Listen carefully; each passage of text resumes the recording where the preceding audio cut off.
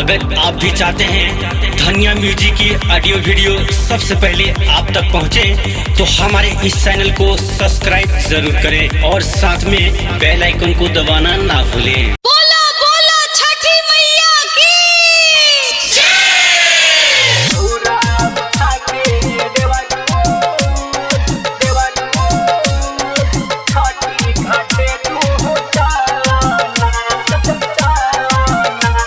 Recording studio Pokhariya Nepal. Music by DJ Umesh Sukhipur Bazar. दौरा उठा के ये देवरू छोटी घाटे तू चलाना, छोटी घाटे तू चलाना। दौरा उठा के ये देवरू छोटी घाटे तू चलाना, छोटी घाटे तू चलाना।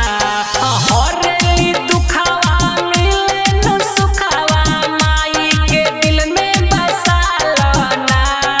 दौरा उठा के ये देवरू छोटी घाटे तू चलाना, छोटी घाटे तू चलाना।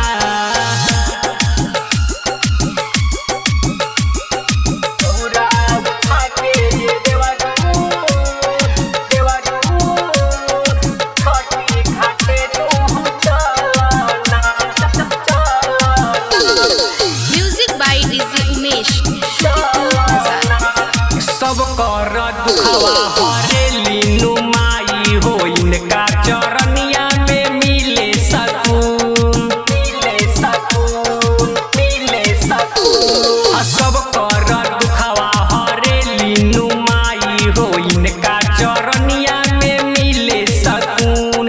सब कर दुखवा हरेली माई, बहंगी तू कान्हे पले लाना।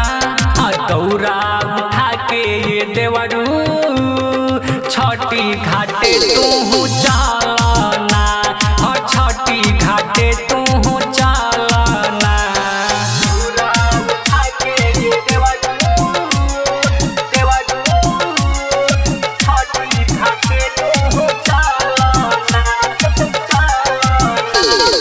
Music by DJ Umesh Sukhipur Bazar. साल भर पया बेला खटके पूजनवा हो, मैया चरनिया में झुके जहान, झुके जहान, झुके जहान। साल भर पया बेला खटके पूजनवा हो, मैया चरनिया में झुके जहान। राइटर मुकेश धर्मेंद्र दीवाना, दीपेश जी को सिले लीना। दौरा उठा के ये देवरू छोटी घाटे तू चलाना, छोटी घाटे तू चलाना। Recording studio Pokhariya Nepal.